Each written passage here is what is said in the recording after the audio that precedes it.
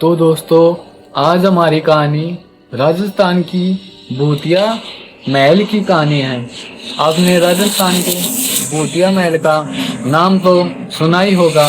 अगर आपने नहीं सुना है तो चलिए आपको वीडियो में दिखाते हैं और कहानी बताते हैं। राजस्थान के रेगिस्तान से घिरे एक छोटे से गांव में एक पुराना महल था।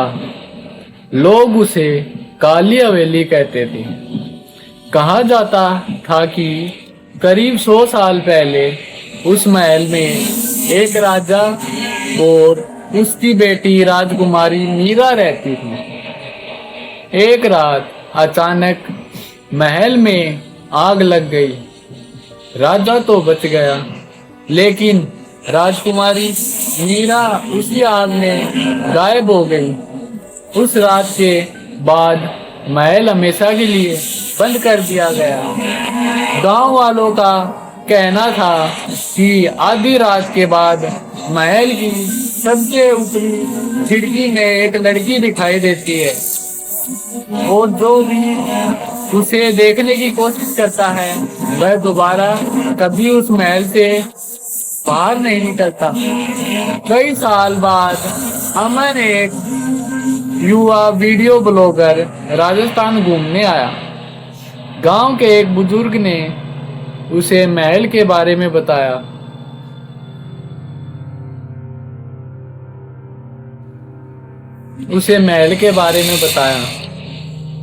बेटा, दिन में चाहे चले जाना, लेकिन सूरज डूबने के बाद उस महल के पास मत जाना। अमन हंसते हुए बोला, बाबा, आज के जमाने में भूत प्रेत कुछ नहीं होते। उसने अपना कैमरा उठाया और महल की तरफ निकल पड़ा। शाम होने लगी थी। सूरज लाल होकर रेगिस्तान के पीछे डूब रहा था। अमन महल के अंदर पहुंच गया। टूटी हुई दीवारें, पुराने घूमर और धूल से भरे कमरे देखकर वह कैमरे में बोलने लगा, दोस्तों, मैं इस वक्त राजस्थान की सबसे डरावनी जगह में से एक काली हवेली के अंदर हूँ। तभी ठक ठक ठक ठक ऊपर से किसी की चलने की आवाज आने लगी। वहां कोई नहीं था, लेकिन आवाज लगातार आ रही थी। ठग ठग ठग ठग ठग। अमन धीरे से ऊपर जाने लगा। ऊपर एक बड़ा कमरा था। कमरे की दीवार पर एक पुरानी तस्वीर लगी थी। तस्वीर में एक राजकुमार खड़ी थी। अमन ने कैमरा पास किया, तभी उसे तस्वीर के नीचे लिखा दिखाई दिया, मीरा आखिरी रात। अचानक कमरे का दरवाजा अपने आप बंद हो गया। धड़ाम। अमन घबरा गया। उसने दरवाजा खोलने की कोशिश की, लेकिन दरवाजा नहीं खुला। तभी पीछे से एक धीमी आवाज आई, तुम यहाँ क्यों आए हो? अमन ने पलटकर देखा। सामने वही लड़की खड़ी थी जो तस्वीर में दिख रही थी। सफेद कपड़े, लंबे बाल और चेहरा बिल्कुल पीला। अमन डर के मारे पीछे हट गया। उसने कांपते हुए पूछा, तुम कौन हो? लड़की ने धीरे से कहा, मीरा हूं। अचानक कमरे की सारी खिड़कियां खुल गई। तेज हवा चलने लगी। दीवार पर लगी तस्वीर जमीन पर गिर गई। मीरा ने अमन की तरफ देखकर कहा, मुझे किसी ने नहीं मारा था, लेकिन मेरी मौत का सच इस महल में दफन है। अमन ने पूछा, क्या सच है?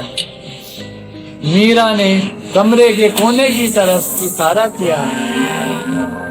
वह फर्श के नीचे एक पुरानी तहखाना था। अमन ने पत्थर हटाया और नीचे उतर गया। तहखाने में उसे एक पुरानी डायरी मिली। डायरी में लिखा था कि महल में आग हादसा नहीं था। महल के एक राजसी मंत्री ने राजगद्दी हथियाने के लिए महल में आग लगाई थी, लेकिन राजकुमारी मीरा को उसने तहखाने में बंद कर दिया था। मीरा वहीं फंस गई थी। उसकी माता, उसकी आत्मा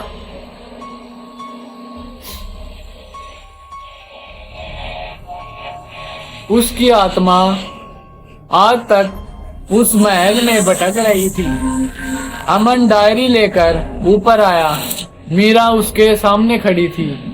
उसने कहा, मेरा सच गांव वालों तक पहुंचा दो, फिर शायद मुझे मुक्ति मिल जाए।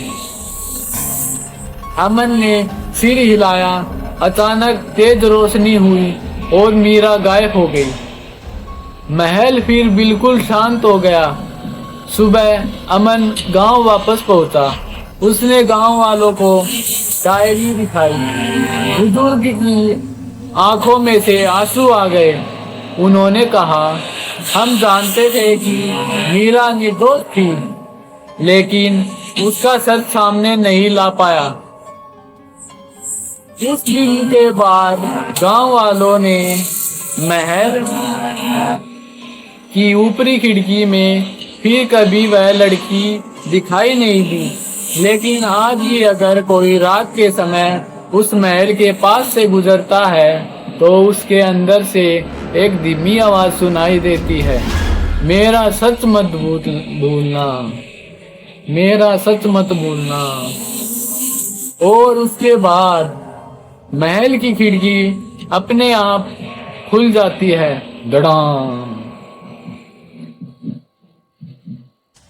इस कहानी से हमें यह सीख मिलती है, हर डरावनी कहानी के पीछे सिर्फ भूत नहीं होता, कभी कभी उसके पीछे छुपा हुआ कोई पुराना सच भी होता है। तो दोस्तों, हमारी कहानी आपको पसंद आई हो तो हमारे चैनल को लाइक करें, सब्सक्राइब करें और कमेंट में ज़रूर बताएं क्या आप भी राजस्थान की भूतिया काली हवेली में जाने की हिम्मत करेंगे या नहीं। कमेंट में ज़रूर बताएं।